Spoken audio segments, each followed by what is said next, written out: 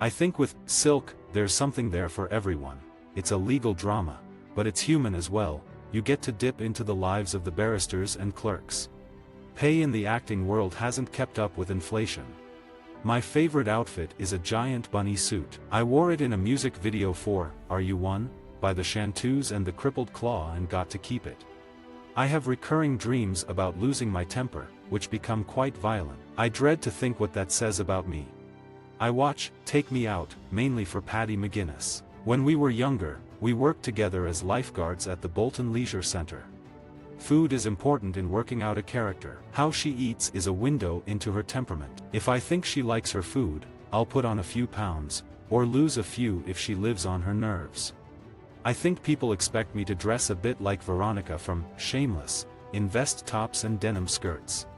I've always fancied being a bit of warrior, on a horse swinging a sword around, sorting out the men. Oh yes, that sounds lovely. It's interesting when people say, you always play strong women, because as far as I'm concerned, women are strong. I think that's what women are. We have got that vulnerability, but we have got that strength. We are survivors. Every job still feels like the first time. I'm very independent, probably quite selfish, and like being able to disappear at the drop of a hat without having to explain myself. Most men would find that a pain, wouldn't they? I was a tomboy. In my clubbing days, my friend Lucy Davies Hunt, half Iranian, looked like Yasmin Laban, could wear catsuits, while I was the one in the sweatshirt, jeans, and Fila boots. When I graduated, I was my biggest ever, 15 stone, with a boyfriend, my first, of just 11 stone. I was 23 years old. It wasn't just affecting my career, it was a health issue as well. I reckon my accent and class would count against me. I didn't see actresses as being working class. You want to go to your deathbed saying, I didn't sell out. But it's a tough business to keep to what you believe in and get through and do well. I think, as a woman, you've got to make so many sacrifices. I went to the Old Bailey, and I met a judge, and I was petrified, but they were like, oh, you're an actor, well, great. It was a bit like we're cut from the same cloth a little bit. I love Splash, and Take Me Out. Not that I'd ever do Splash. It's the parading on British TV in a swimming costume I couldn't handle. Toast of London is a must-watch. Matt Berry's off-the-wall humor is slightly surreal and a little bit deviant. That's why I also love House of Fools. We still have an underclass in this country who are constantly ignored and vilified. If I feel like if there's a few too many people on that path with me, then I want to jump off and find another one. We shouldn't still be asking, have you got children? Why have you not got children? Ooh, you must have children. Bog off, do you know what I mean? What is male and what is female? I don't always feel female. They always said to me that I needed to be more feminine. I think it's so wrong. Being boisterous doesn't mean you are not feminine. When I was growing up, because I was a bit overweight and boyish, I thought I wasn't attractive to the opposite sex, but I have since met lads from my school who said I just seemed unapproachable. Often, when I am playing difficult roles, I have a problem sleeping because I can't leave the character behind.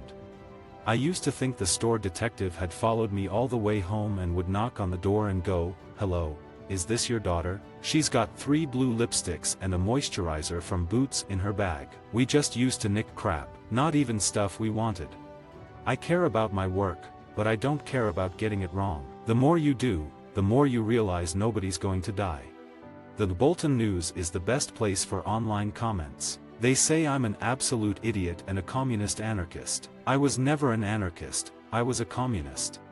People think I'm clever, which is hilarious. I'm like, when did this happen? People used to think I couldn't string a sentence together. Sometimes the darker the work, the more fun you can have. I take bits and pieces from everything, but I think the method can be very isolating, and sometimes it's more about ego than playing the character truthfully. I think an actor's process should be very personal and private, and sometimes I have thought, oh, please, put it away now. I get very irate with actors when they talk about how distressing it all is. I mean, it's only acting. Please. I love hoovering. People go to therapists, I've got a hoover. Cooking, you can keep. I've not the slightest interest in it. I think all things are political. How women are portrayed, that's a big thing for me. What is this role trying to say about women? Is this woman weak or victimized, and, if so, do we get to understand why? Everybody's in a situation, everybody has a story. It's about finding out why. We take things at face value, don't we? You form an opinion about something immediately, but you ought to step back a bit. Take in the vista first.